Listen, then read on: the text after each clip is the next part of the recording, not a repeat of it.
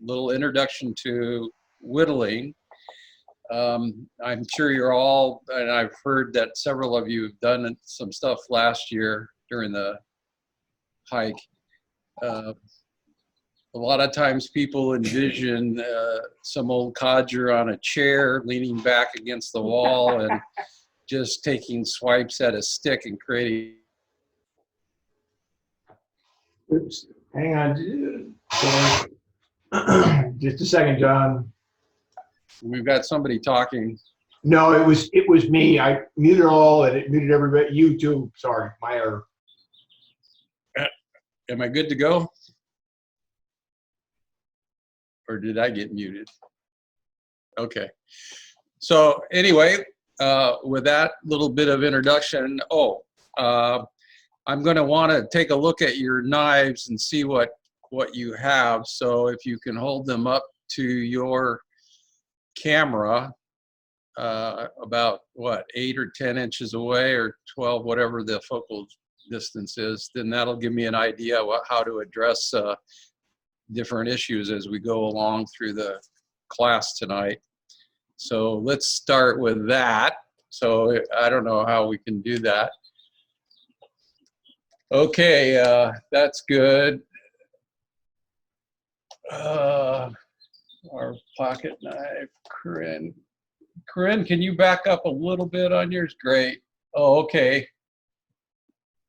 That's a big handle, huh? Yeah. How long is that blade? That looks like about 4 inches, is it? Yeah. Okay, Dorothy. Okay. Let's see. I need all right. Great. Milani, can you lift yours up higher? There you go. Oh, you got two different. Oh, look at that. Very good. Are you going to try to use both, or are you going to favor one over the other? Okay, we'll see. And then Grace. Okay, Grace. That's a pocket knife, is it? No, it's a straight. Okay. Wow. Okay, Anna, you're going to want to use the smaller knife, I think, but you can try the other one as you go. See. And Kazuki, okay, gotcha. And let's see, Valerie doesn't have a screen up. Jules, let's see what you got. Okay, great. And okay, both of those are nice pocket knives. And then, oh, that's okay. Very good. All right. Thank you. That helps me a lot. So we're gonna, now for the rest of this workshop, you're not gonna have to look at myself. You're gonna be looking at my hands doing the work, and hopefully we've got this choreographed out so that you'll be able to see. And Michael, you might want to unmute Anna so that I can get cues from her if she's looking at things. So I'm going to get this set up now.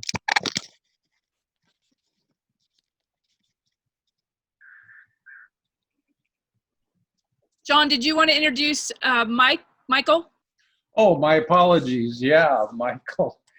I don't know how to give you the technical operations today are being brought to you by Michael Lewis, who is our tech guy for the San Diego Fine Woodworkers Association, which is providing the Zoom services. Is that backwards on your screen? How did that happen? It's not backwards on mine. It's not on mine. Okay, great. Michael's also a Girl Scout dad, Girl Scout grandpa. Oh, okay. So And John, Yeah, my granddaughter is insanely jealous of you guys getting to have this shop and insists that they're coming down here in July, maybe that they All get right. a chance to do it too. Okay, I think we're all set. okay, great. So here we go.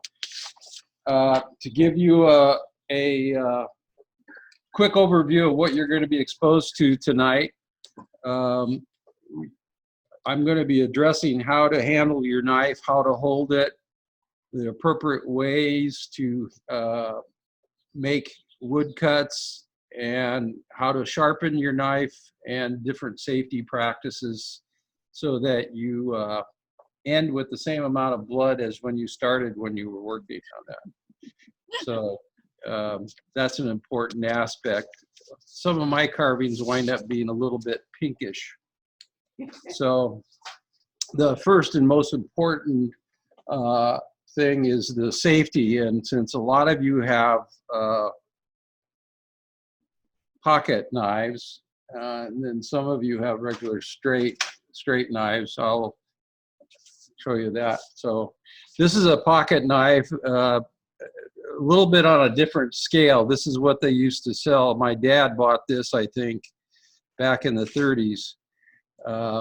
Some of you may know Gabby Hayes, who was in the Westerns. But anyway, the appropriate way to open a pocket knife, you'll see that on the blade there is a little groove.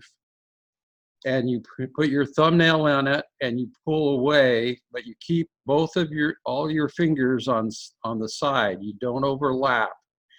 And that's because different pocket knives may have spring loading in them and cause the blade to shut quickly.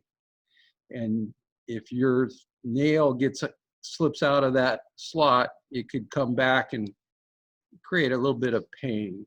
So that's how you would open it. Notice how the edge, the cutting edge of the knife is away from me, and my hands or fingers are on the side.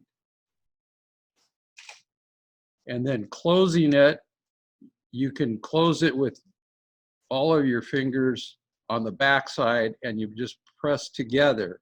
Again, keeping everything to the side, so if it shuts fast, it's just air, it's not your fingers.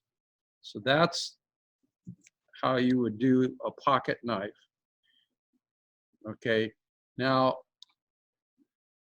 hopefully all of your pocket knives will kind of, they don't necessarily lock in, but they're very stable in the open position. They don't flop around. This is very stable.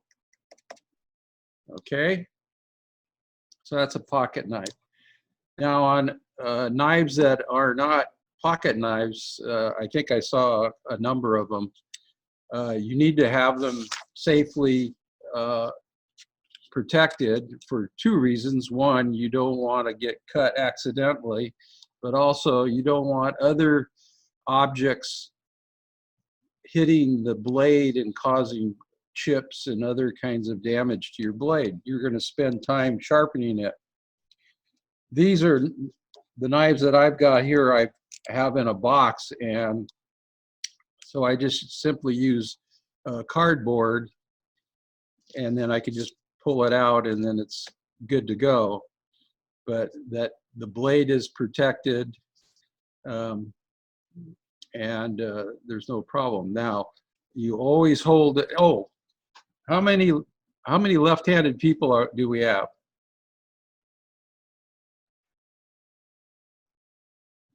None? Okay, you're all right-handed.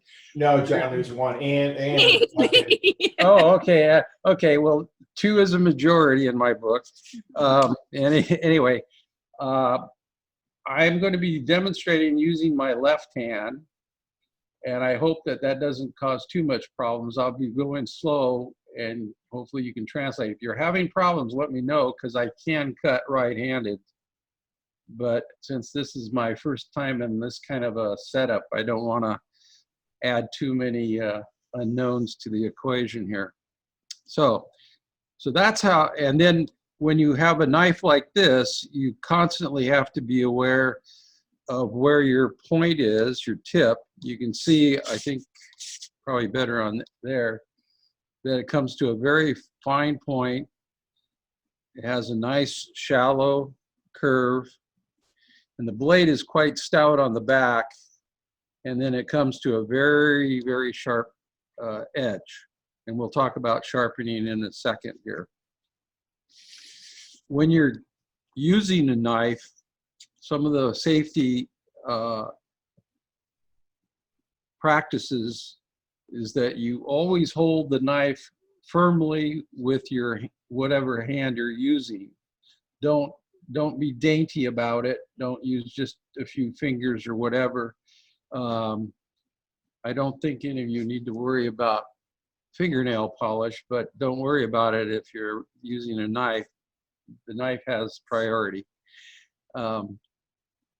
So you want to hold it firmly, same as the pocket knife. You have a good hold of the handle so that when you start cutting wood, it's not going to fly out of your hand or slip out of your hand. You need to concentrate on holding it. Now, you don't want to be holding on to it so tight that your knuckles turn white or you have an ache in your hand, because then that means you're going to tire a lot faster in what you're doing. So that's one practice. Another one is to always be aware of what is going on around you as you're doing your carving. If you're with some friends, and I'm assuming you're going to be with your fellow scouts, you don't want to be too close. You want to be able to have your elbows free. Don't want anybody knocking your elbows, because they may not knock your hand with the knife in it, but they may knock the hand with the wood in it and shove at the wrong time, just as you're getting ready to make an appropriate cut. So it's always safe to have a good distance away so that you are comfortable with your arms and what you have to do. Similarly, on your part, when you're carving, you need to have control of the knife and control of the cut you're making. Now, I talked about those old timers on the porch cutting away on a stick. Let me get a stick here real quick. They just cut away like this and they're just flying off the end. Well, some of those are out of control. You should be able to do the cut and be able to stop immediately, and I'll show you later how to do that. But the hacking away at something and just letting the knife fly out, that's how accidents happen. And so there's a distance around. It's your arm length plus probably twice the distance of your blade, and you're always doing it away from your body, not towards your body. There are some advanced techniques, but they require special conditions. We won't go into that tonight. So that's one of the other things. I don't know, but there are some people in the world that can't talk and keep their hands still. And so if you're talking while you're carving, you don't want to be making gestures with your hands, you know, as you describe something, because that blade is now a freewheeling danger. And so you need to always be under control and focused on what you're doing.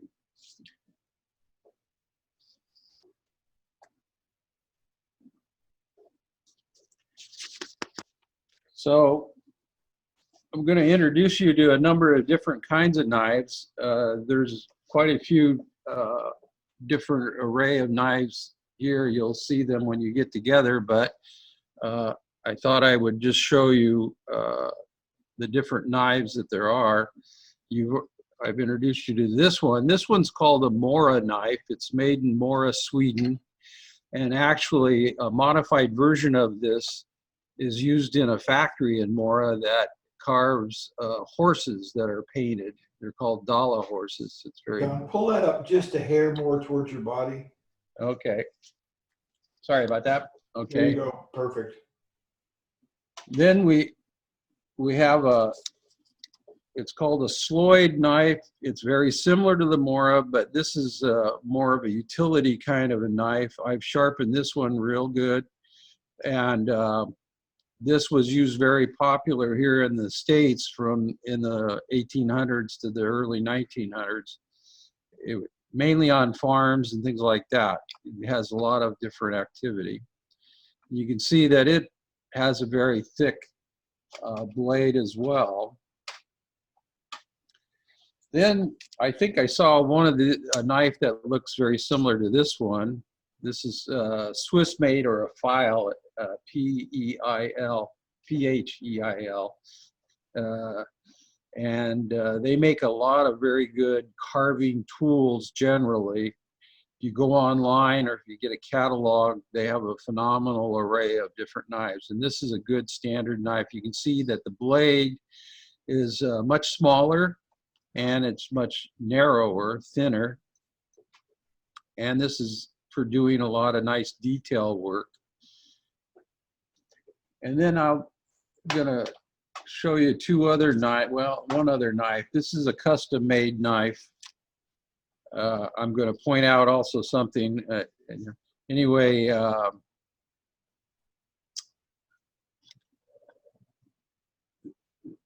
this is a handcrafted blade and handle I bought from the person, a guy by the name of Drake, D-R-A-K-E. It's got a website up in Oregon. Anyway, if you can look closely, you see the end of the tip.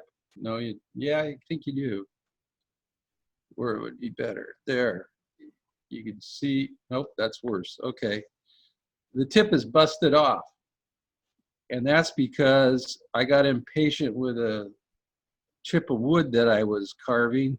It wouldn't release, and I kind of wanted to force it like a pry. And the wood won. And so now I have a little bit of a damage. It no longer comes to a nice tip point. So be aware of that. Don't use your knife as a pry bar, unless some of those knives are complex. Maybe they have a pry bar in them, I don't know. So anyway, and you can see again, this knife, very thin compared to the other knives. And then of course, this is the pocket knife, and you'll see that the pocket knife and the carving knife are very, very close in thickness. So that's the wide range of knives.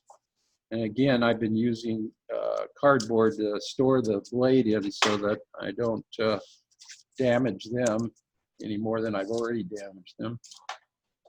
I'll be using the Mora knife throughout today, the class.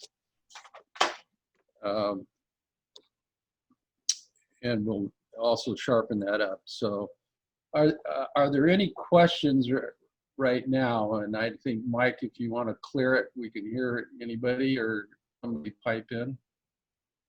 No questions. Oh. Actually, I have one clarification on the grip. The grip. You mentioned a good strong grip. Do you feel that thumb on top or thumb on thumb on side is kind of preferable? When you're opening a pocket knife? No, just like for when you're actually carving it. Oh, like when you're carving it, when you're carving, you wrap your hand around the handle so that you can control it so it doesn't rock back and forth, because you're going to be controlling the angle of approach to the wood, because you're going to make a deep cut or a shallow cut, and you have to have full control of that, because after you contact the wood, then there's going to be some energy causing it to change the direction. But it looks like you've got the thumb on top rather than the thumb on the side. It may shift over there too, but the other part is I got my fingers wrapped around it too. Yes. So like a sort of kind of like this. It's a natural thing to have your kind of thumb that way.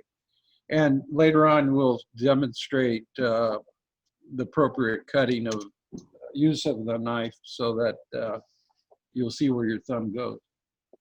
Dawn, I wanted to add on to the girls that came on later. All of you should have a first aid kit and a responsible adult nearby, just in case. My responsible adult's over that way. Okay. And for any cuts, apply pressure. anything that's deeper than a 1/2 inch and doesn't stop bleeding within 15 to 20 minutes, you probably need to have your responsible adult take you somewhere. And one other thing I wanted to say was what John was referring to as far as the distance from other people. I think in Girl Scouts, they frequently refer to it as the arc of safety. So you wouldn't want to check your arc with your knife open like this, but just know that you need to have that arc so you're not cutting into someone else. I'll be back. I need to get dinner. Okay. A fair and worthy goal. Okay, the dinner bell was sounded. Okay, so that covers the different kinds of knives that are available. You've already got a knife, but you may be wanting to look for a different one as you progress in your work with whittling. So now we're going to talk about sharpening. And briefly, you're going to need to take a close look at your blade, and from the standpoint of you're looking at the edge, not from the side. And if you can think of this as looking down on your blade, typically new knives that you get don't come sharp enough. Whoops, wrong sheet. There we go.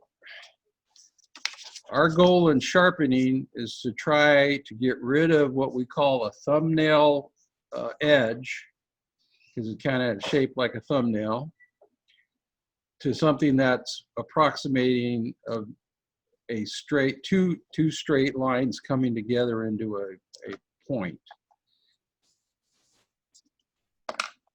And so that's what the function of sharpening is to keep the blade finely tuned so that you have a very good edge and the cutting of the wood is easier. A dull knife is a dangerous knife. I frequently have had mothers tell me that they didn't want their child to have a sharp knife because they didn't want to get cut. And that is actually a reverse. If you have a sharp knife, you won't cut yourself because you're not going to be using a lot of pressure because the knife is going to do all the work. So I can't impress more upon you of sharpening your knife. It requires your attention, just like you maintain your bicycle or you have to back up your computer.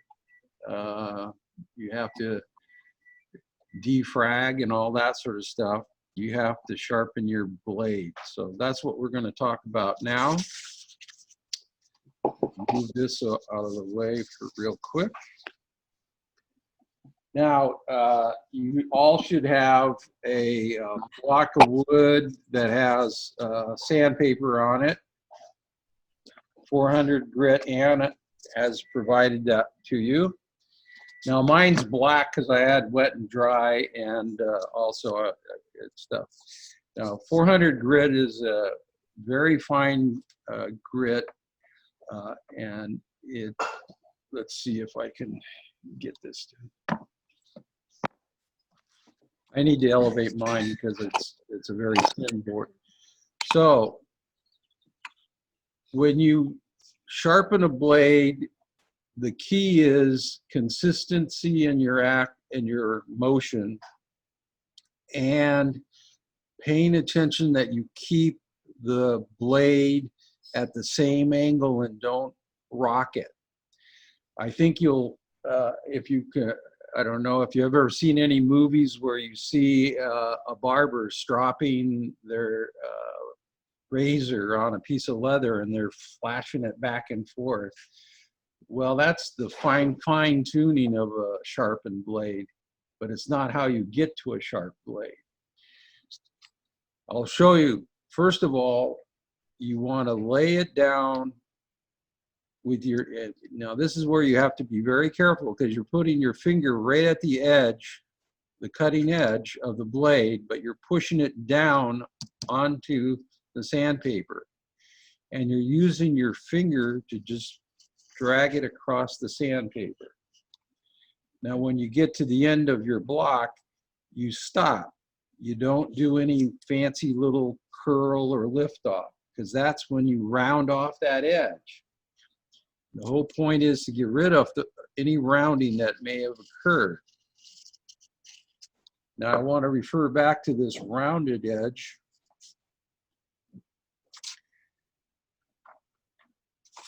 If you have, and you got to look carefully at your blade, because this may not be as large as I've drawn it here, but when you're sharpening a blade that looks like this, you're going to want to be making contact right around in here so that you eat away the metal. We're talking about a very little bit of metal here. This looks like a monster amount of metal, but it's not, because you want to maintain this point here, and so you get rid of that knuckle. They call it a knuckle, and then you work over on this side too, and suddenly now you're going to have a nice sharp point. So be critical of your blades. Unfortunately, I can't look at them. Does anybody have a knuckle or a rounded edge on their blades? I can't see a couple of the people. So here we go. Nobody's responding. Okay. Everybody's got a nice flat edge. Okay, so then what we're going to do is work on making that a nice fine edge. So I want everybody to have their finger on that blade and then just slowly drag it towards you. There's no record here. There's no speed. Speed doesn't help. The faster you go, the more careless you can become. Make sure you have enough pressure so that your actual tip of your blade is on the sandpaper as well. Now, after a few strokes, you can turn it over, and you might be able to see some scratch marks. And if your scratch marks are straight up, like the direction that you've been pulling your blade, that means you've been taking away a little bit of metal there to help sharpen that blade.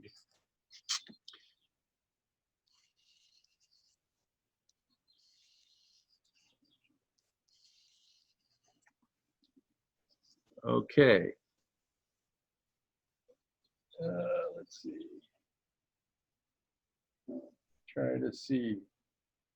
There you can see just a little bit of striation. See the vertical lines coming away from the edge of the blade? That's what you're creating, is that look. Then when you do the other side, you push away from yourself and you have your thumb on it. So again, you have control of that blade. You're only slightly pushing down on the sandpaper. You're just kind of skating across it. When you don't put pressure on it, you don't put your muscles into tension, and that way you're not going to create accidents, you see.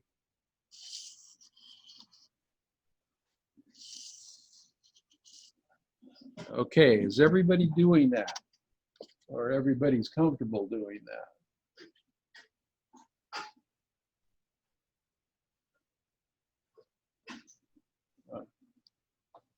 Okay. Then after you do that, okay, does anybody feel like their knife is not sharp? How do you tell about that? Okay. one test, now this is, you've got to be very careful about this, is you put the blade on your thumbnail and it should stay there, not skate off. If it stays there, that means it's slightly dug into your nail. Don't worry, it's not going to go through your nail. You're just letting it drop. You're not pushing on anything. See how I'm only holding it at the very end and it's just sitting there. Everybody got guts enough to do that? Nobody has any fancy fingernail designs they're going to ruin, right?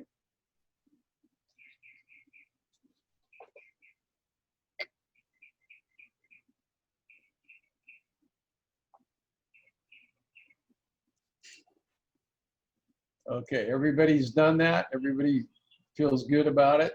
Okay. Now that's a quick and simple test. Another test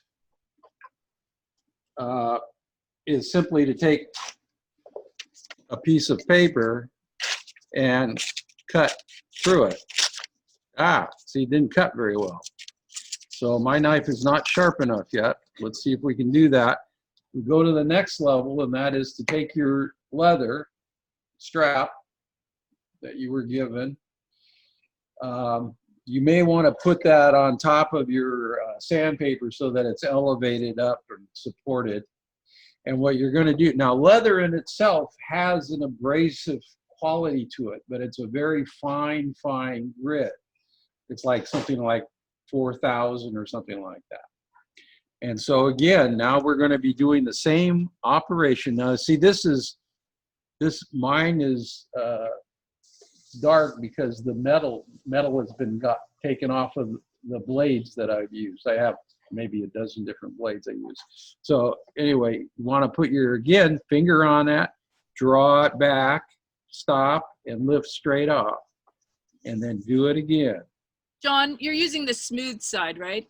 Yeah. Okay.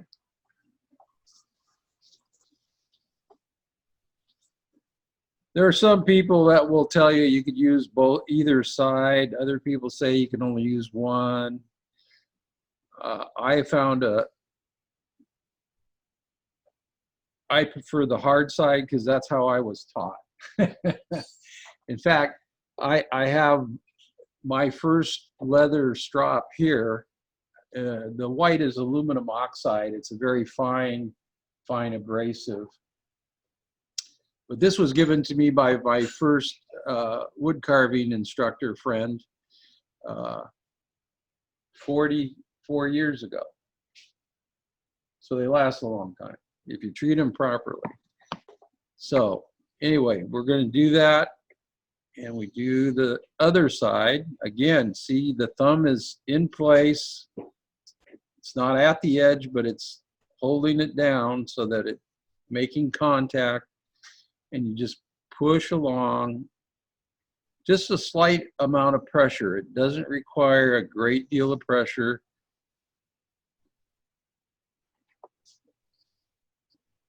And there, now let's see if I improved it. I think I did. Yep. Everybody see that? You did. I'll try to repeat it. There it goes.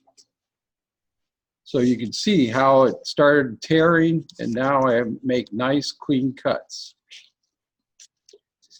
And that's just, you know, a very simple little sharpening thing. Now, you're going to come across some people that talk about what whetstone you use and all these other things. And there's a lot of sharpening techniques out there.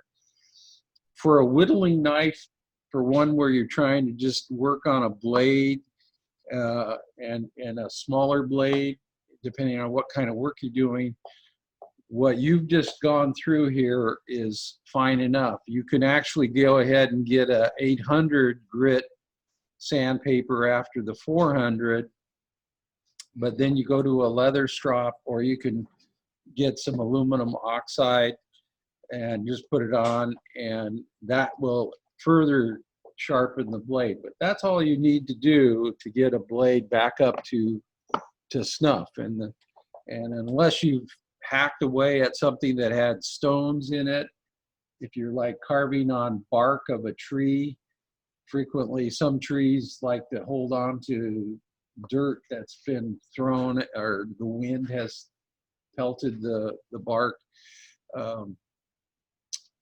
If you ever carve mesquite or ironwood, you'll come across that because of the desert winds carrying sand. So you have to be careful. You have to sharpen your knife much more frequently. Okay, so that is sharpening. Are we on board with sharpening? It is a skill. It takes patience, but if you maintain it, if you carve and sharpen, carve and sharpen, and some people ask me, how frequently should I be sharpening my blade? Well, if you feel like you're using more energy or more muscle to get into the wood, then your blade is probably dulled down. And you want to get it before it gets real dull, because then you can just come back and just do what we did and bring it back up to a real sharp condition and go again. There's a tale told about President Abraham Lincoln. He was in a contest for creating fence rails. And so they had their axes and they started the contest, and he immediately sat down and started sharpening his axe, and the other guy who thought he better get going, and he started whacking away at the wood. He didn't sharpen his axe, but he was cutting and he was doing the work, but he was spending a lot of energy doing it, and he was tiring himself out. So after a good amount of time, Abraham Lincoln got his axe nice and sharp, and he just started cutting. And because it was sharp, it was easy to cut. He wasn't using a lot of energy. He was able to move ahead of the other guy and win the contest. I say that story because you're gonna come across the time when you wish you had sharpened your knife before you started. Okay. I've lost a few things here. Oh, here we go. So now we're going to talk about how we're going to use the knife. And there are 4 major cuts. Now, you've been given, a little handout, I believe. Hopefully you had time to look at it a little bit. Don't worry about it if you didn't. These are the 4 major cuts, and variations of these, when you put them together, will help you in creating almost anything that you want to create. So we're going to first talk about the push cut. Now I'm going to be using, I don't know what pieces of wood you have, but this is what I'm going to use so that you can see it. Now you hold it. First of all, you're pushing away from your body, but you're going to be using the thumb in the hand that does not have the knife. You put the knife at a slight angle against the wood. Now, are you using flat pieces of wood or sticks? Can you hold them up so I can see what you got? Oh, okay, great. Yeah, excellent. Okay. So now you're going to slightly tilt the blade. Let's see if there. You see how that's slightly tilted? You put your thumb on the back of the blade. Okay. Now everything else is away from the edge of the blade. The hand holding the knife is away from the blade. You see the little metal collar I have on my knife? I'm on the wood by itself. But my my thumb is against the back of the blade, which is nice and flat. Remember, it was thick. See how thick that is?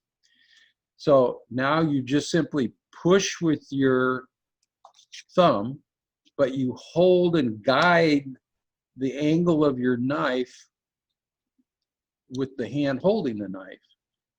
And see how nice and thin that cut is?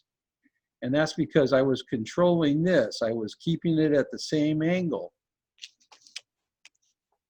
We try that again. This takes a little bit of coordination. You move your hand. You don't have to do it all in one fell swoop. Remember, when you do one fell swoop, you're flying off. That's not safe. And also, you may ruin something that you wanted to keep. So what we're doing right now, or what I'm doing right now, is taking off the bark. See how easy that is and how quick?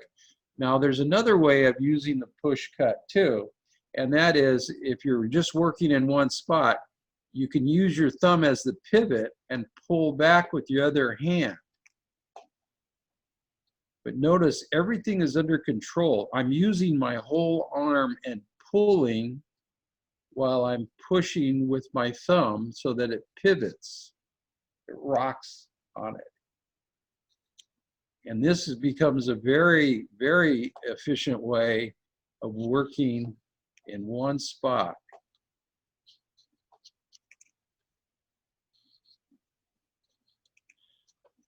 Okay, everybody practice that for a little bit. I'll be continuing to work here. You can look at, see what I'm doing.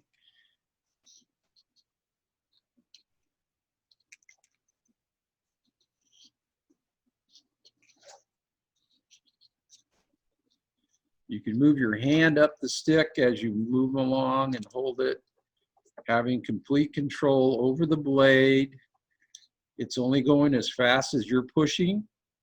And if you feel like you're having to push too hard, you've gone a little bit too deep. You want to change the angle of the blade a little bit. Your hand that's holding the knife is the controller or the steering, and your thumb is the motor. It provides the forward motion of the blade. You don't push forward with the hand holding the knife. It's just holding it. It's controlling the angle. It's controlling, it keeps it straight on the stick or whatever piece of the part of the wood that you want to cut. Now, the beauty of this is when you're using your thumb and you're coming up to the edge of something, you can stop immediately. There's no whipping, there's no delay or winding down. You can just simply stop and it's done. Stop.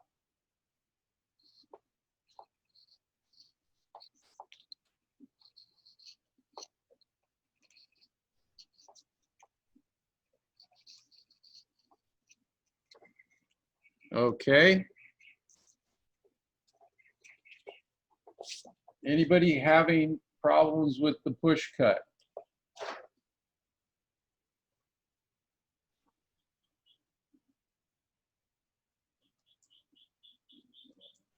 Looks like everybody seems happy. Has the person that went to dinner come back yet? She can't share dinner. We used to require people to share if they brought food. I'm back. And I've been Oh, okay. back. Okay. But actually, it's about time for me to take off. But I did want to say hi to everyone. John and Michael, thank you so much for putting this on. And Anne, of course, thank you for doing this. And I just wanted to see everyone's smiling face and do the knife sharpening with everyone. But thank you guys so much. And I'll see y'all later. Bye, Corinne. Bye, Corinne. And I'm Bye, finding the leave meeting button. Ah, there it is. Bye, folks. Okay.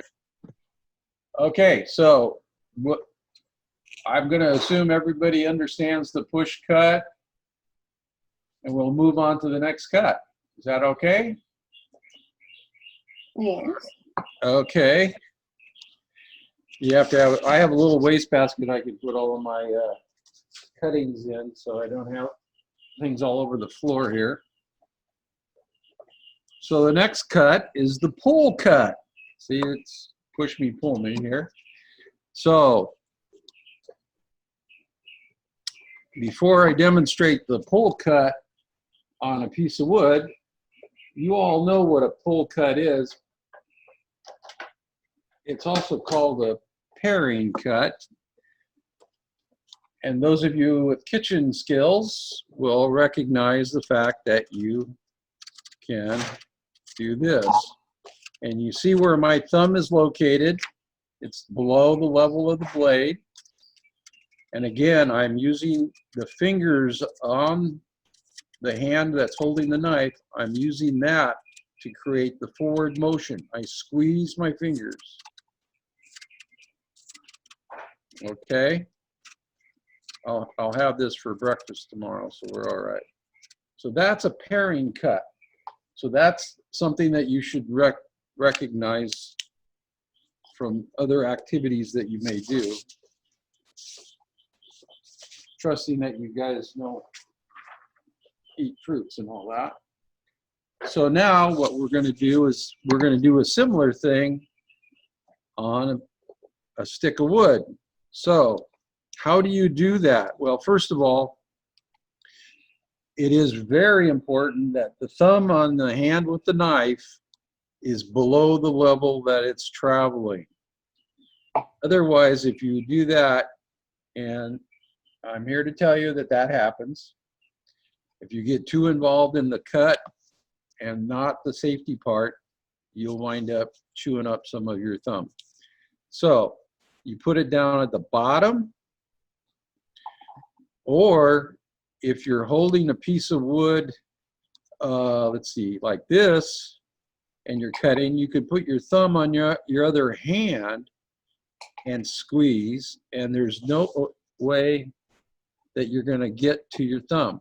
Now, see how my hand is closed? That's as far as that knife is going, and there's nothing near it. Just like that.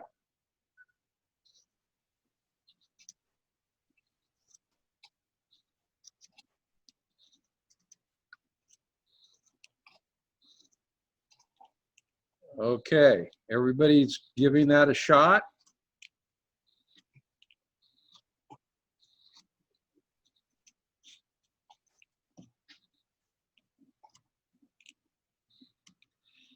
Paring cut or a pull cut.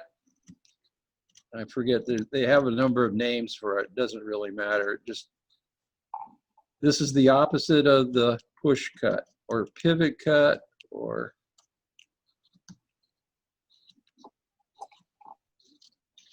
and the beauty of this is you can work your way up a stick in control. You're taking off just a little bit. And look at that. See, by the time you get done, you got a nice amount of stuff. Now, I want to emphasize that you're not using your arm. You're using just your hand.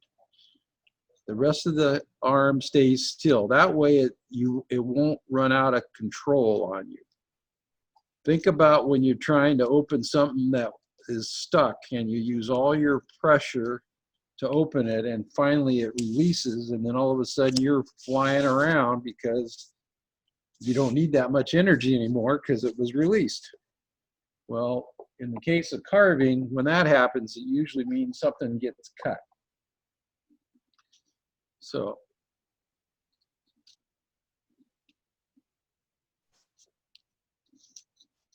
pull cut, very good, can be used in different ways. Now, you don't have to necessarily have it on the bottom, but you can have it near the tip, but yet it's still passing over. And because you're not going fast, you're just making simple, slow cuts.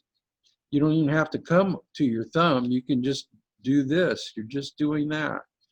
And this thumb is actually serving as a stop for the wood so it doesn't move while the knife is traveling through.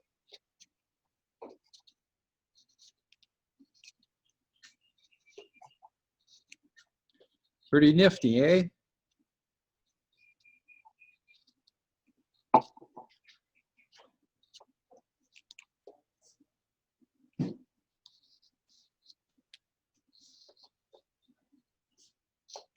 Okay, that's the pull cut. How are we doing on the?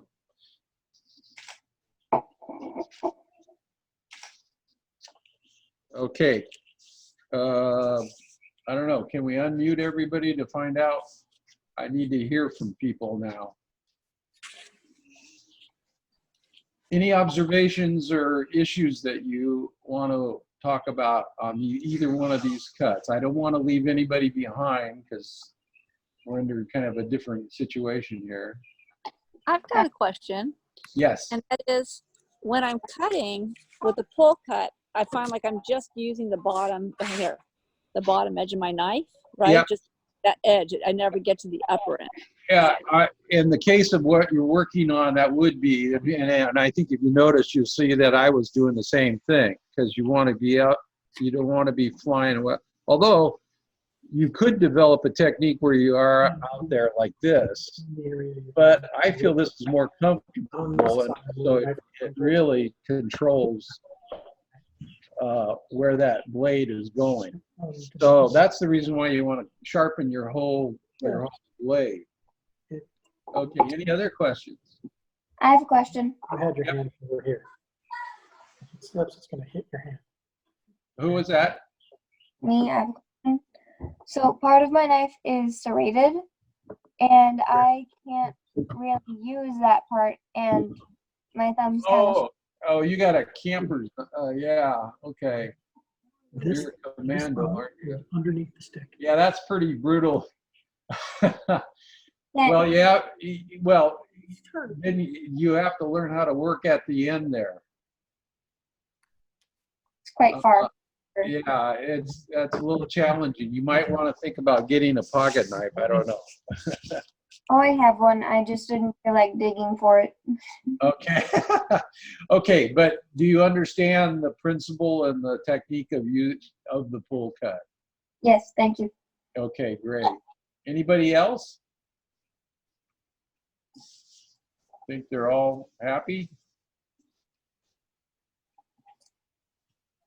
Okay, thank you, Anna. I like the thumbs up. It's good you still have your thumb, too. Okay, so that's the pull cut. Those are the two most common cuts you'll use on camping kind of whittling. But then there's another one called the V cut, and it's kind of a utility cut purposes. It has different functions. Basically, it's creating a little trench in your wood. Now, and we'll do that on the stick here. You can lay the stick down and then just simply use your knife and drag it at an angle. I think if you see the angle, you want to drag it at an angle across. Then you come back and have your opposite angle, and you're trying to meet the other cut, and you're always cutting down. You're not going to cut like the push or pull. You're cutting down, and there you can see, I think you can see I got a little bit of a wedge there. Well, let's see how it is. Well, that's not going to work. Let me make a bigger wedge. So down. Okay, there's another nice, okay, a little bit bigger wedge. Let's see if I can highlight that.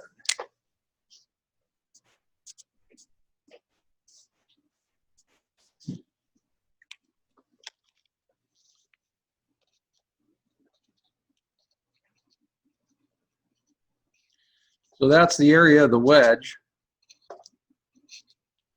where the black is. Now you can also do the very tip if you're only doing a very small amount. And this would be something like if you're making a border. In fact, let me do that right here. I can do that. You make a wedge cut here and a V cut here.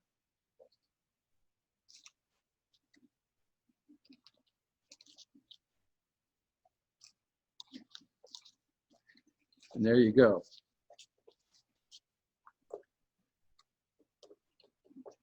Now what that does is that creates a break in your wood carving or whatever it is you want. If you wanted to paint it or do something else, this would break the paint from getting into the adjacent area because you've got this little gap in the wood. It could be contributing to be a design. You could do a whole series of little V-cuts right on down the line. In fact, there's a famous old-fashioned toy that you can make by doing a whole bunch of V-cuts on a piece of stick and then having a propeller on the end.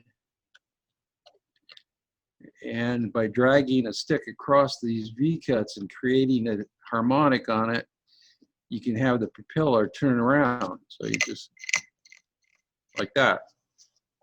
Not on a stick like this, but. So that's the V-cut. This would also be useful if you're making a tool on a long stick that you will need to hold on to. You may not want to have a nice smooth handle. You may want to create something like this so that you can get a grip on it.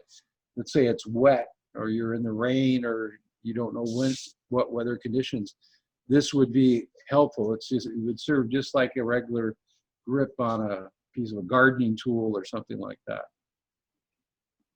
But here I demonstrate the fact that you don't have to make the V-cut in two cuts all the way down. You can just slowly build up, and by taking off thinner pieces of wood, it's easier to do. The bigger the chunk of wood you're cutting out, the harder it is to do it. And if the wood is harder, it gets to be ridiculously hard. So and that's when you wind up breaking away and losing control of your knife, and cuts happen.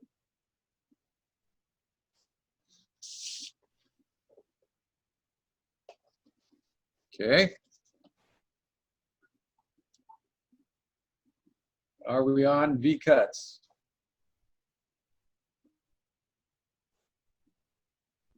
Thumbs, I like that. Thank you. Thank you. Great. Excellent. V-cuts. Anna, Jules. Good. Okay, excellent. Beautiful. All right. Now the last cut. This is a terminology that the whittlers have created over the years, and I don't necessarily agree with all of them, but anyway, is a stop cut. And a stop cut is just simply a vertical cut on the wood, sort of like creating a break, and then either you take a push cut or a pull cut, and it goes right to the stop cut, and that's essentially allows you to be able to stop your blade without going beyond, but it makes a nice clean demarcation.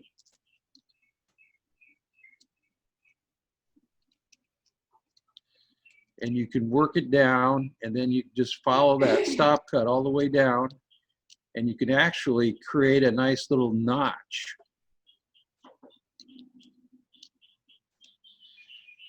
Now this would be very helpful if you're making tent stakes, because then you can put the loop of the tent or whatever into a nice notch, and then you could use push cuts to create a point.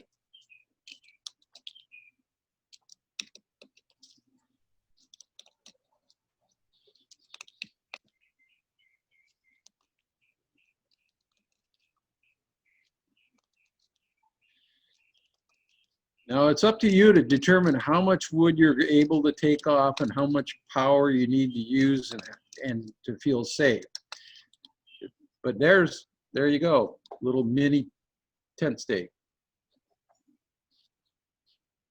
Oh, or some other kind of a device. But anyway, there I used a push cut and I used a stop cut with a push cut The stop cut being merely a setup for some other cut to accomplish a design element that you have decided that you want to make.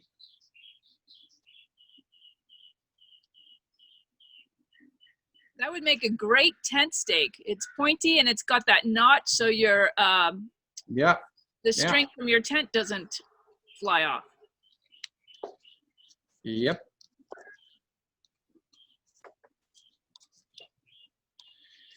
The other thing is you can get larger sticks and make lean-tos or hold the canvas out if you want to collect rainwater, things like that.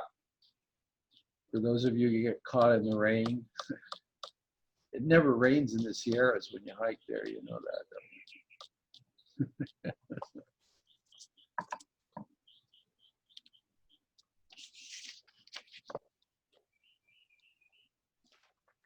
Okay, so a real quick recap. You were introduced to the push cut, which I'm demonstrating.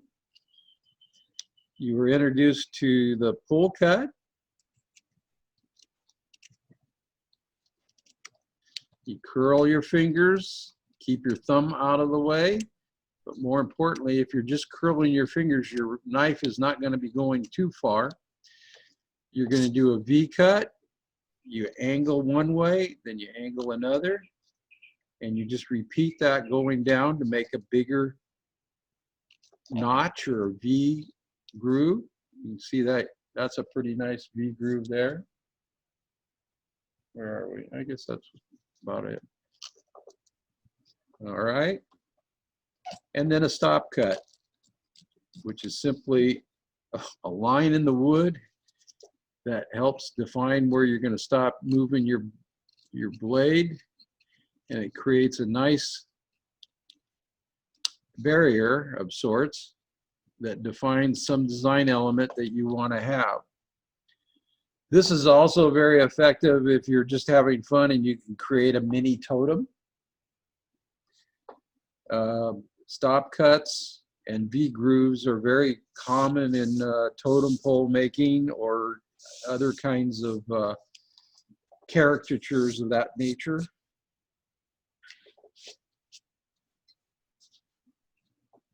All right. We get a thumbs up again. Lily gave me one last time. Yeah, way to go, gang. I like that. Excellent. Thank you very much. Anna, how are you doing on that? She's got it, sort of. Okay. All right. Jules, you're way over there. Okay. Can you actually see what I'm doing over here? Okay. All right. So now I've given you the basic cuts. Let's do something. So hopefully you have some other material. Let's see. I have spatula and our fork first. We can do flour first. Do you have a thin or very small type of twig? What did you? Yeah, that should work. I'll get a bigger one. So now what we're going to do is apply what we've learned to what we have here. You want to take off the bark. Should be just a nice thin little scrape, unless it's real hard already. Okay. Now what we want to do is we're going to do pull cuts, and we're going to bring the cut towards us. In this case, you hold the stick in your one hand, have your thumb underneath. You're going to hold your thumb this way, and then you're going to just dig in just ever so slightly and make a small sliver cut. Can you see that? And let's stop right there. And then you kind of bend your knife to bend it out so that it's bent away. Okay? Then you turn Now, if you're using your knife right-handed, you're going to turn your stick counterclockwise. No, clockwise, excuse me. For lefties, you're going to turn counterclockwise because you don't want to have your blade come across the pedal, or the pedal that you just made. So here's another cut. Oop. Now you can cut too shallow and it'll fly off. That happens. You just keep at it. This takes a little bit of practice, but this is the way you get your skill level up, is to see how many of these little thin petals you can make. And then you go around and around, and you can slowly get up higher.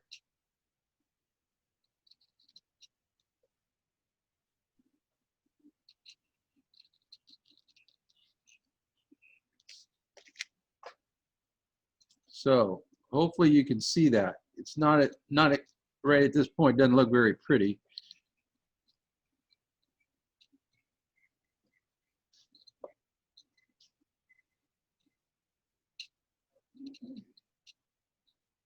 Again, by using this pull cut and just curling your fingers, you have complete control over that blade. It's not going to go flying around.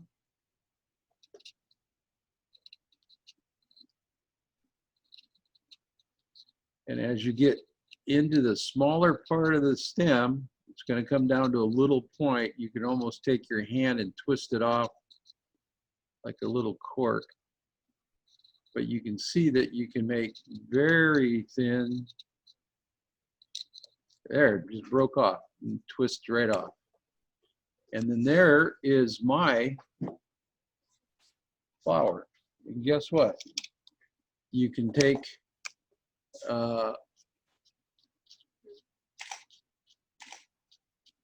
felt pen,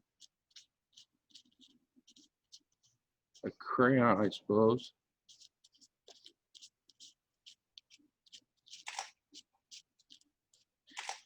Now the outer ones that don't look very good because they're the bark or something, you just tear them off. They ruin the whole artistic effect there, you see. This is your flower creation, you see.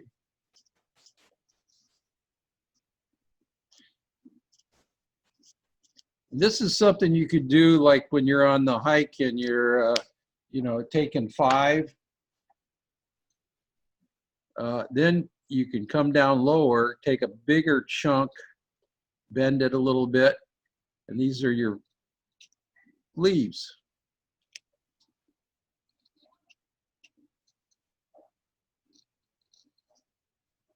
Okay, so there it is.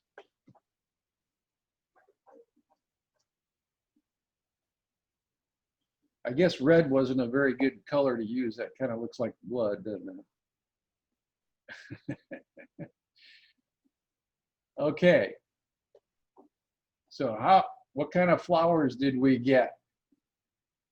We feel comfortable with the flowers? There you go. Now the thing is, here's the neat thing about, oh, that's pretty neat, Anna. Okay. We got flowers. We still working on it? Yeah, still working on it. This takes a little practice, admittedly, but I wanted to go through the motions for you so that you can see. But you know, it is something that you can just, you know, if you're, well, unfortunately you're not at school anymore, but if you're in some place and there's landscaping, you can grab it, you know, a twig or something, or if there's gardeners got something, you can look and see what they got, and then you can just take and make a flower. And when I was camping, it was organized camping, we had a doctor there that we had to have a camp doctor, and he was always doing something with a knife and carving this or making boats out of bark. You'd take a nice thick piece of bark and make a little cabin cruiser or something like that, all with a knife. So you don't have to be as elaborate as that last one. You can make very simple ones. Remember, there's some flowers that there's only, like 5 petals. And they may be blue.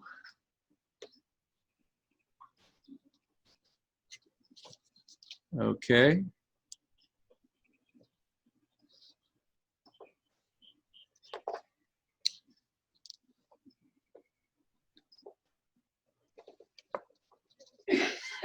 All right, so there, look at that. Does that you recognize any flower that looks like that?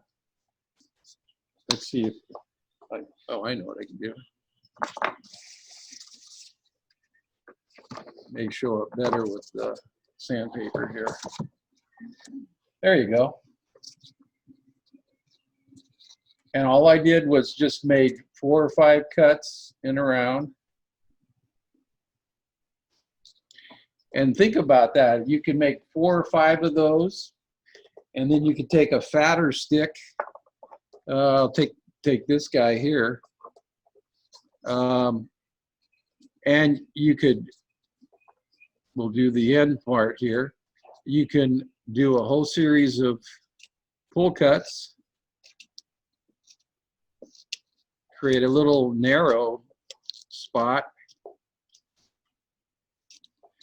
then cut off all of the excess.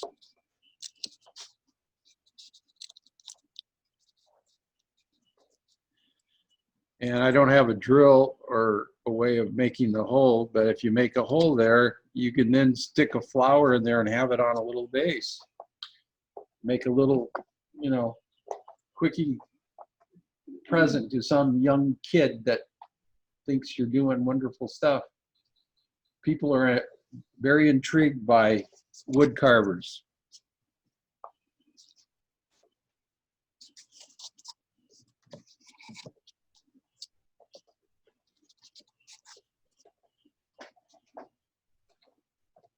Okay, how we doing there? Thumbs up. We're getting flowers. They're looking flowers. Make as many as you want. That's good.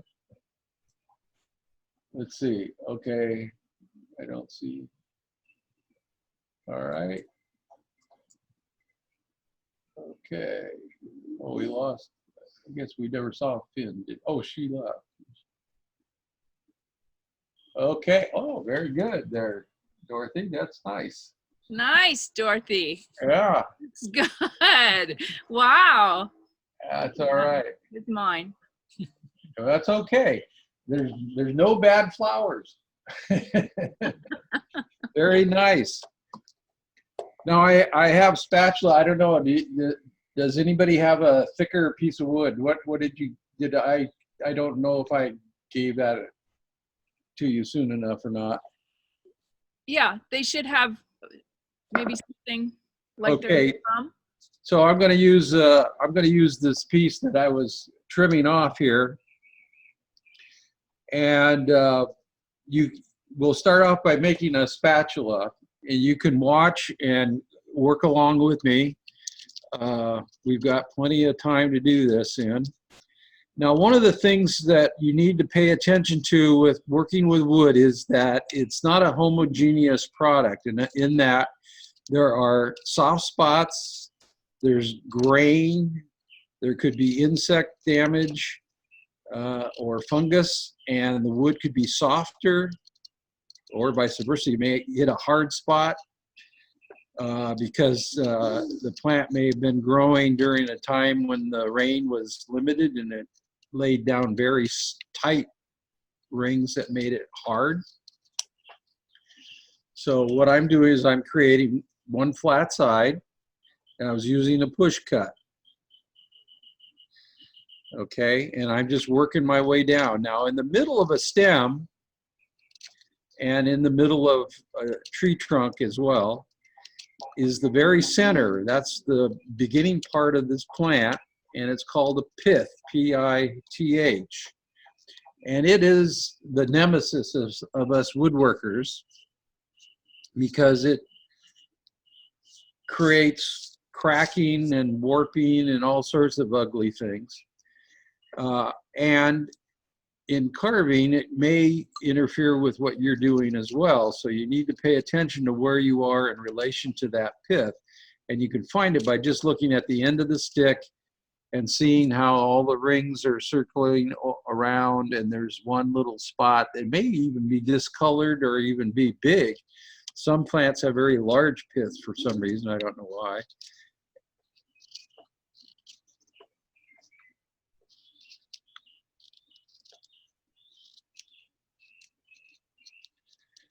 Does anybody else have mockingbirds in their neighborhood? We have one that here, this is I think our 10th year or something like that.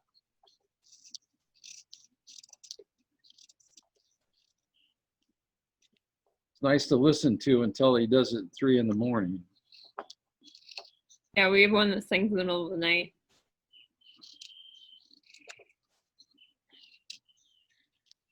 Okay.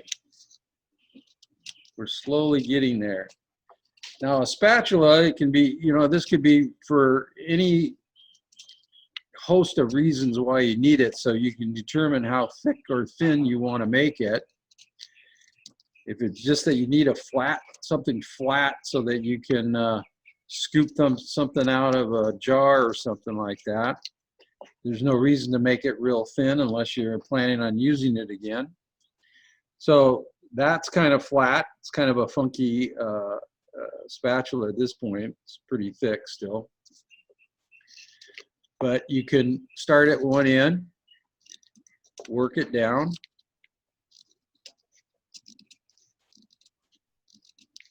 And work back. And by working back, you're not covering so much ground, but you're able to make more cuts in the same amount of time because you're taking off less wood really, but you're bringing it down. You can see the angle there. Right in here, there's an angle or a slope.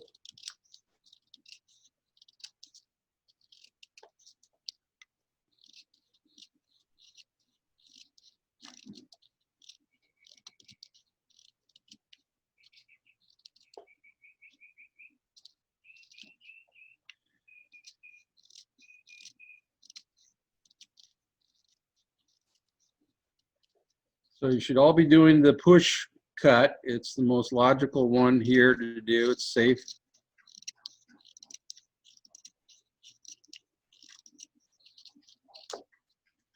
Now let's say we're just going to make a small little garnish kind of a spatula.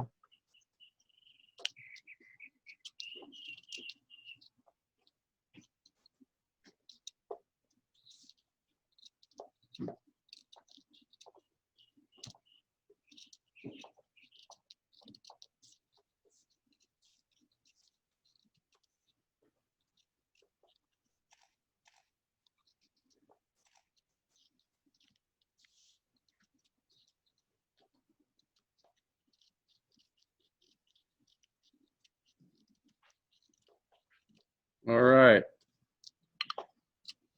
So you got it down to, I got it down to a little less than 1/4 of an inch. I think that's okay. Then I want to round off the end, so I want to take off the corners a little bit. So let's just use a pull cut. So I'm just taking off little nubs on the corner here.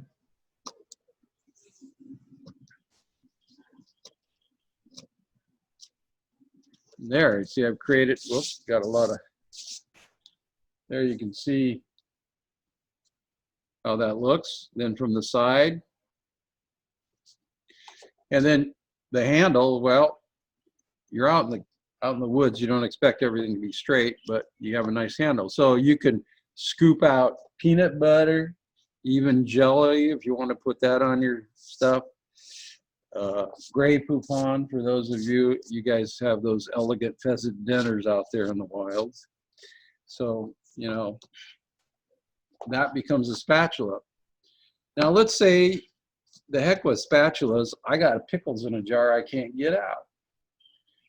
Well, let's make a fork. So the way you make a fork is, first of all,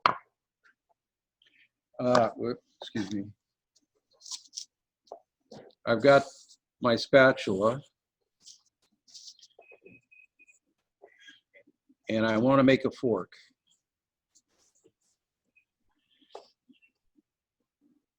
Your first inclination is, why don't I do a V cut and just work it out and work it on down?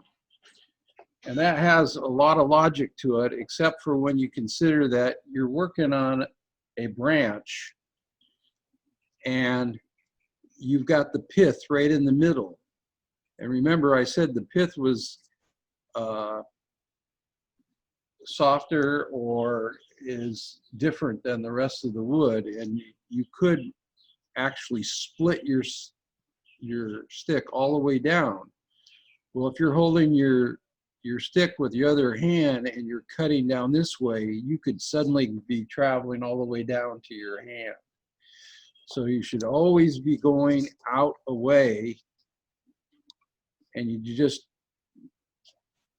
make your V's. You're going to make a V cut this way and then this way. And you just work it that way. It takes a little while, but it's a lot safer than potentially cutting your fingers.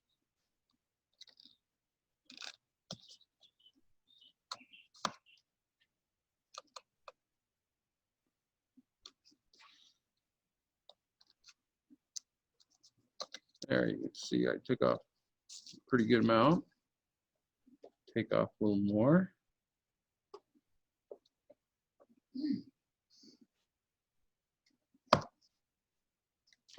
Then you can, on the side, after you get it started, you could do a push cut.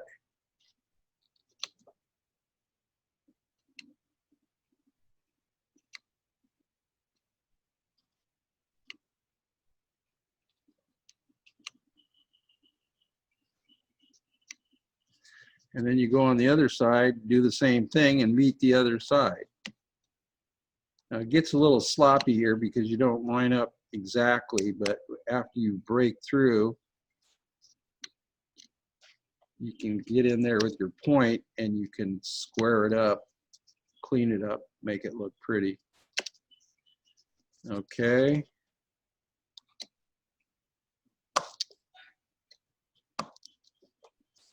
All right.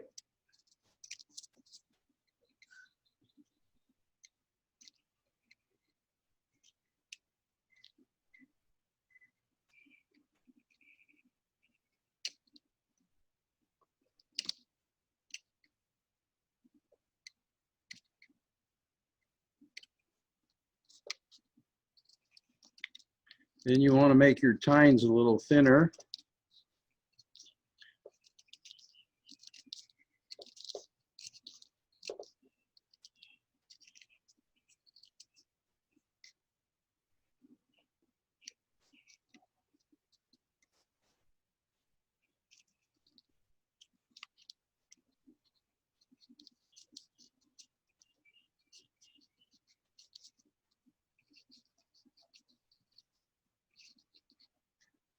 And you want to make the very tips pointed,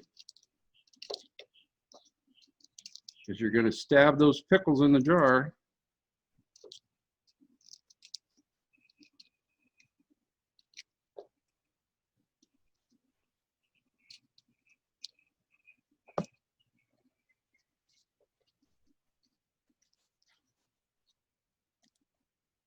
Now notice I have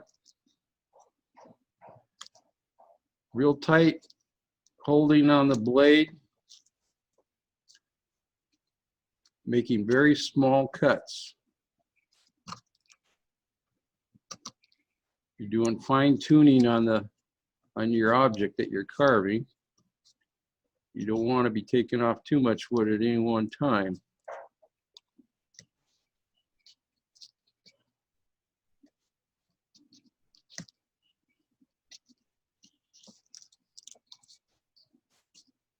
All right.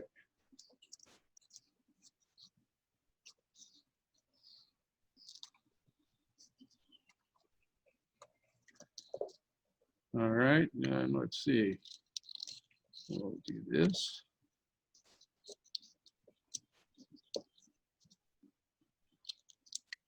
Make it narrower.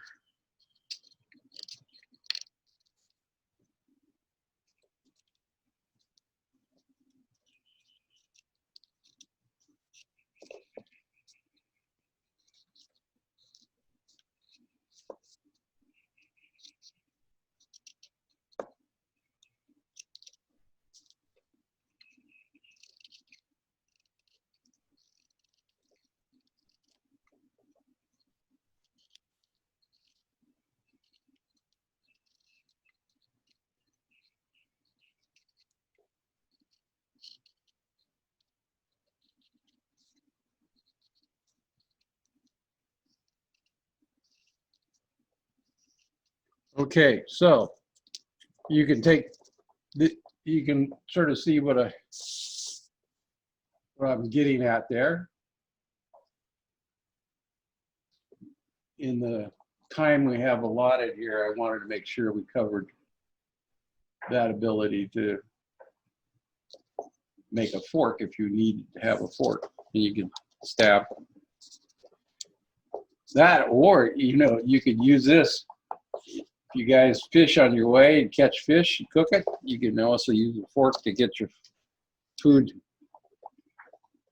or you can make a spit and turn the fish on a fire. Oh, I guess you can't have fires now, can you? That dates me.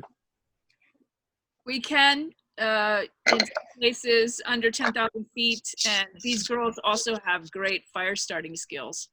Very good. That's excellent. So do you use a Zippo lighter or what?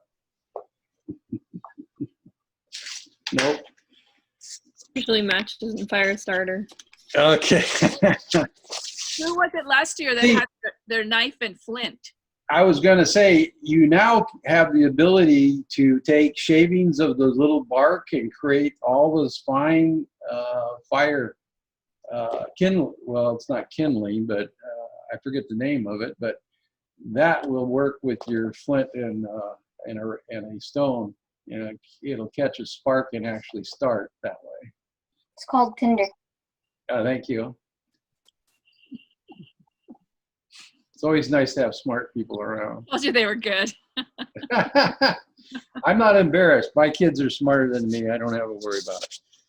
Okay, well, the last little bit here, I wanted to demonstrate something that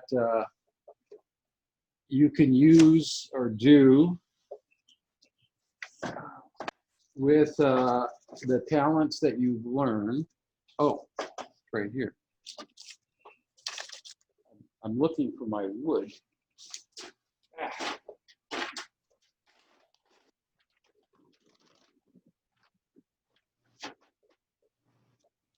And this is sort of a way of introducing you to a little bit more about, well, that's probably not the right one. I don't. Oh, did I have it? Yeah, good.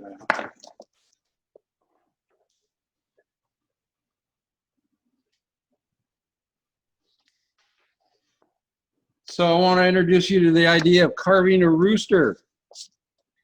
This is a very popular thing in the East, and I'll give you some information later on, but you start off by cleaning up the top and bottom by getting rid of the bark. And look at, I'm using a pull cut.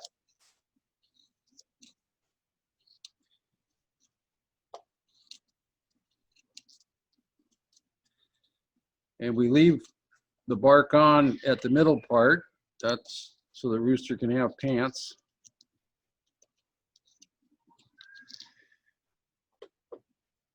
Then we're going to shape the legs.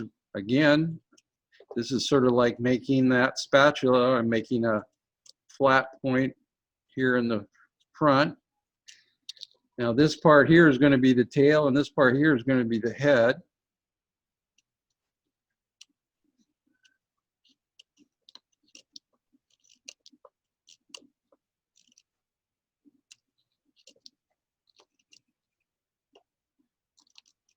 And you can make these all different sizes. The gentleman that I learned this from, he made one that was like 1/8 of an inch. It was ridiculously small. So now what I've done is I've flattened the front and back, so you can sort of imagine those are legs. And guess what? I've got to separate the legs, right? Oh, I've got to square up the legs too. One leg's longer than the other. We can't do that. This is sort of how you deal with it when it's class. You don't have to. So we'll square that up.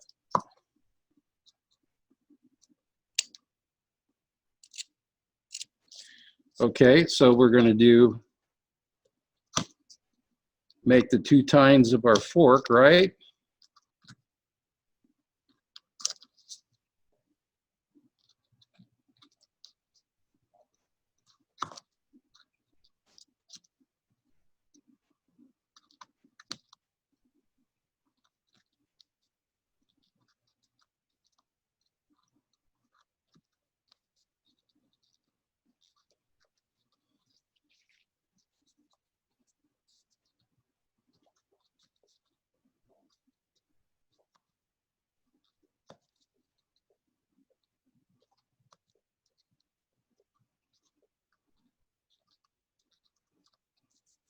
And then we're going to have to cut in here this way. Let's see if I can get it that way.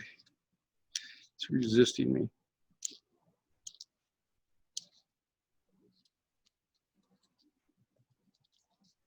All right. It's not pretty, but you get the idea. So there, now I've created the legs. I want to take this off a little bit more. I want to get the chest puffed up a little bit. Maybe make thinner legs too, that would have helped. Okay. Now we're going to make a, that may be still a little bit too long. We'll cut off a little more.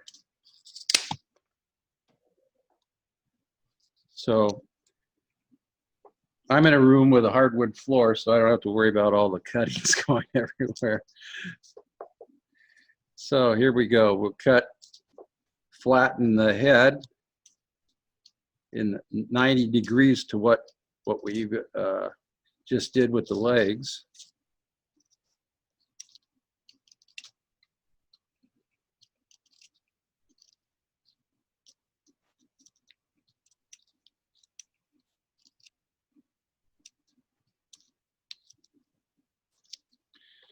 Okay.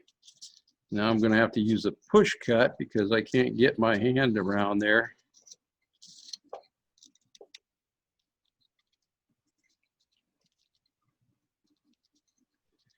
Now I'm going much faster than you should go.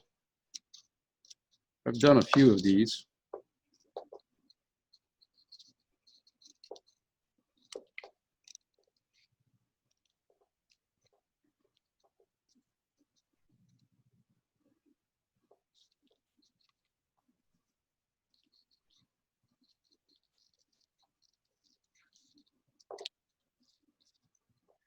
Okay, so now we've got the head about shaped. We're going to do a little bit of altering here. Let's see, we need to get the comb of the chicken. And we'll make that a little thinner.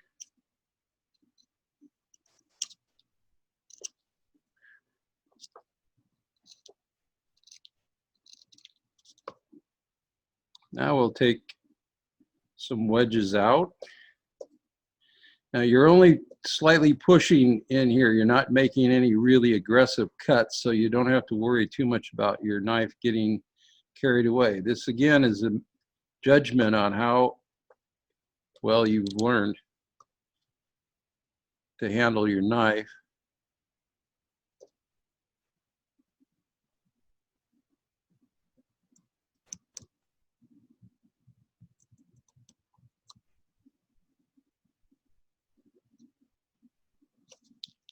back. Cut a notch in here on the back side. And then we have a notch in the front. Let's get rid of some of the spark.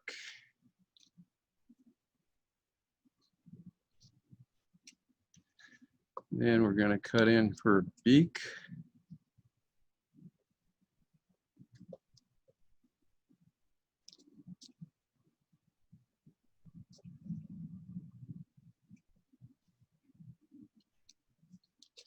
And then we need wattles on either side.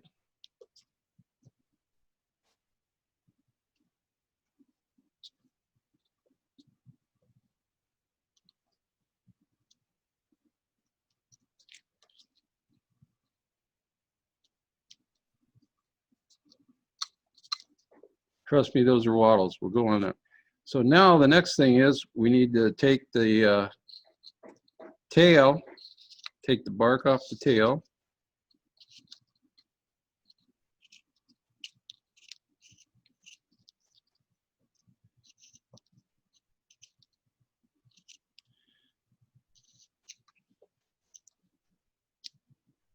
Look at that.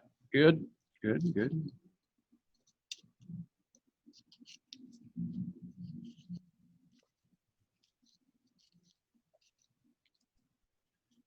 All right, and the last bit.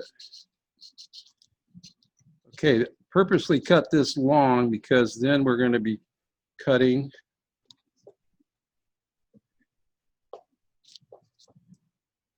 tail feathers. And remember the flowers? Well, that's what we're doing. We're going to make petals, but they're all in a line and they'll be feathers. Right now I'm having a hard time making sure I don't cut out.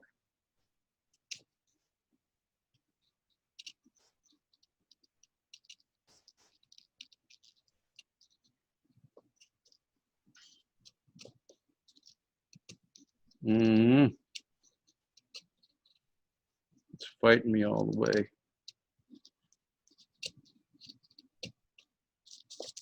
All right. And we'll cut this off right here in this right now.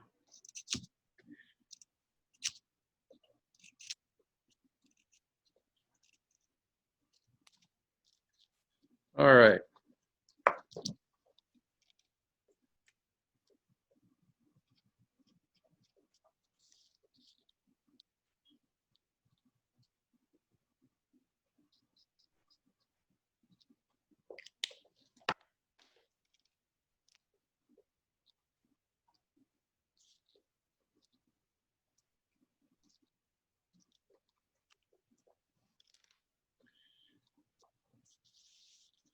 And that's how you do a rooster.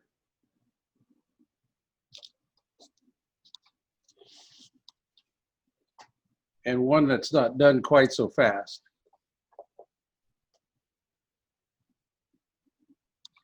So you can see, you find a Y branch with a nice stem. There you can see better head. Can you flip him around? Sure.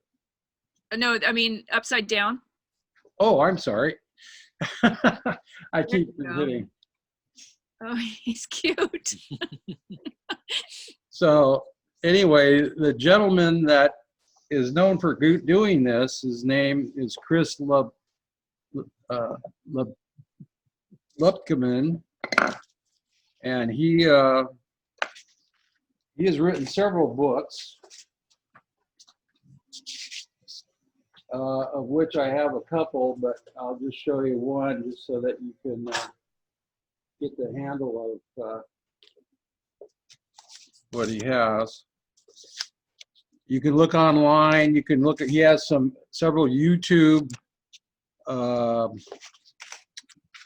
videos or whatever you call them these days, and he goes through. He doesn't go through all of these, but he does go through. Well, there's different kinds of spatulas. If you take your time, here you can use your V cut. Here's your stop cut. All that. then you can make different kinds of letter openers and things like that, depending on what kind of wood you have. And somewhere in here, he has 10, here it is, the 10 extremely important rules of carving. And all 10 of them have to do with sharpening. And on the last one, it says, if there's any remaining doubt, refer back to rule 1, and 1 through 9. Sharp. And he uses this is the kind of knife that he uses. Oops. This is the kind of knife that he uses for his carving. And he's made a lot of different items, so it's well worth the thing. Another gentleman, if you want to follow carving a little further, if I've tweaked enough of interest in you, Doug Winker has some very nice videos on YouTube as well. He has some very beginning ones, getting started ones. It's different than what we just did. This is whittling at its basic form, and then there's whittling where you're taking and making something a little bit more elaborate. This is the bottom, a headless eagle, and I've carved this all out of knife. I've cut it out on a bandsaw, and then did all the shaping with a knife and then some sandpaper. But this is a little more advanced, but there's a lot of other things that you can do in between, and he does demonstrate a host of different things that you can do. Once you learn how to do it, you could do it in an hour or 2 hours. So it doesn't have to take a long time, and you can come up with something that's pretty nice. So with that, I think we can open it to general questions of anything that we covered. Mike, you can open up all the unmute everybody, or can you do that from there? They're unmuted. They're unmuted. Okay. So anybody? I have a question about type of wood. So I know when we're out backpacking, we can't cut green wood. We're leave no trace and all that. So we can't cut anything green off of a tree. But just in general, any kind of, but you said we should have green wood rather than dry wood. Is that correct? Yeah. Well, yeah, green wood is, well, there's a difference here. You don't want green wood just cut off of a shrub or a tree that moment. The wood I just used has been cut off for a day or two. I cut these off of shrubs in our yard. We have a lot of native plants in our yard. And so one was a holly, one was a California oak, another one was a Tacoma stans, yellow bills. So, shrubs you can't cut shrub branches either. I don't know. Anyway, you can use other wood, just got to make sure your blade is sharp. And then my other question is, a lot of people use, is it balsa wood? I wouldn't use balsa wood for this, but basswood. Oh, basswood, okay. Basswood, white pine. There's another wood. White pine. There's another wood. Come on, whatever. Well, you won't find butternut here, but those are kinds of wood would be very easy to carve with. Basswood's the most common you can find. You can order that online, or if you're really interested in some serious basswood, you can buy some at T&H. I think you could probably get away with cutting off a large plank. They allow you to cut off something as long as you leave 6 linear feet of the board. So if they wanted to take they could, if we were going backpacking and they wanted to work on a project, they could actually take just a form of. Yeah, in fact, that would help you. You could know what you really want to do and then cut it down to get rid of a lot of excess wood, and then have your general size of your wood. and then actually have your pattern and all that, and you would be able to go with it. So everybody fine with demonstration or anything else you wanted to see? That I didn't expect you to learn how to do the rooster, although I used all the cuts that you already know how to do. So it's just a matter of methodically going through it, and you can produce some very entertaining stuff. Just takes a little practice, and the more times you do it, the easier it'll become, and you don't have to think about it. It's just a matter of getting the right piece of wood.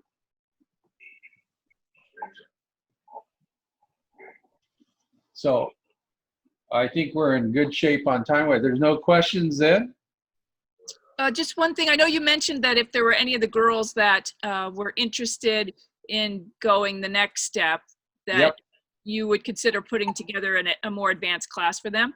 I could, yes. Okay, so if anybody on this is interested, and you're finding that you really enjoy this, just if you want to email me, and then we can work on doing the next step if you like. We can hash it over and talk about what it is you're interested in, because I don't want to do something that you're not interested in. But if you're, we wouldn't be covering the basics like we just covered.